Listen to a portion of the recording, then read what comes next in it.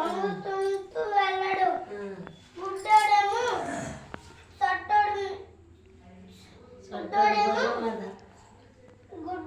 గుడ్డోడు భుజం మీద చట్టోడు ఎక్కినాడు.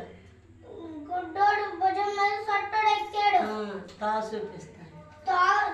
చూపిస్తున్నాడు.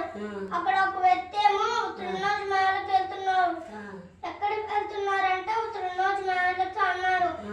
మేము కూడా వస్తాం అన్నారు. గుడ్డోడికి ఏమో కొంచెం కళ్ళు కనబడ్డాయి. చట్టోడికి ఏమో కాలు కొంచెం అడ్డం వచ్చింది. దాని తర్వాత ఏమో వాళ్ళిద్దరూ త్రినోజ్ మేళకి వెళ్ళాడు.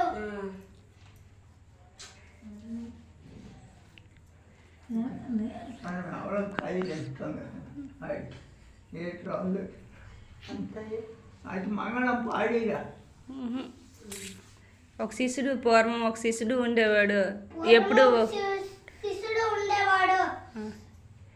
ఎప్పుడు పూజ మధ్యలో పూజ మధ్యలో వదిలేసి వెళ్ళిపోయేవాడు. ఒక రోజు అలాగే ఉండని ఎప్పుడు అలాగ వెళ్ళిపోతున్నాడని ఒక రోజు ఏమో అలాగ చేశారు. నువ్వెప్పుడు అలాగ వెళ్ళిపోతే నువ్వు మరి పూజకి రాకని ఒక రోజు అన్నారు. చింపేసేది పట్టుకో చదువు.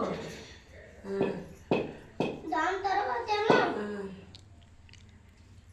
ఆ శిష్యుడు మళ్ళీ అలా చేస్తాడని గుర్తించి అక్కడికి రాణించలేదు. నువ్వెప్పుడు ఎందుకు పూజ మధ్యలో వెళ్ళిపోతావు అంటే తనకి జవాబు తెలియదు. ఈసారి నుంచి అలా జరగదు, ఉంటాను. ఈసారి నుంచి జరగదు, నేను అలాగ ఉంటాను. పూజ అయ్యే వరకు ఉంటాను. పూజ అయ్యేదాకా ఉంటాను.